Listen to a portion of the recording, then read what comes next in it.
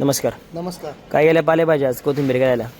कोथिंबिरी 10 ते 13 रुपये झालेली आहे आणि जरा ज्या कोथिंबिरीचा वाण पिवळा आहे त्या 7 ते 10 रुपयापर्यंत घापलेल्या आहे. मेथ्या ज्या आहेत मेथ्या 10 ते लय टॉप क्वालिटी असेल तर 14 रुपये पण गेलेली आहे, पण तशी मेथ्यांची रेंज 10 ते 12 रुपये आहे.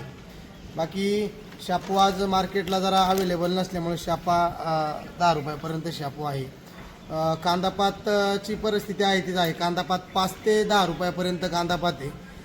त्याच्यानंतर मुळा जो आहे मुळा आज 12 रुपये गेलेला हडपसर मुळा आणि जो रेग्युलर येतो तो आपला 7 ते 10 रुपयापर्यंत मुळा आहे.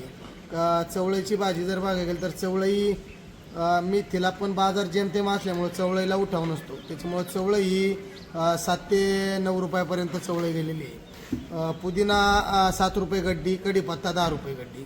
बाकी आज गोरवर असल्यामुळं मालाला पण आवक होती आणि उठाव पण झाला. मेथीचे बाजार जरा वाढले पाहिजे, धान्याचे पण वाढले पाहिजे. त्यामुळं काय होते शेतकऱ्यांमध्ये जरा नाराजगी दिसते, 1-2% उतरलं तरी बाजार वाढले पाहिजे. धन्यवाद.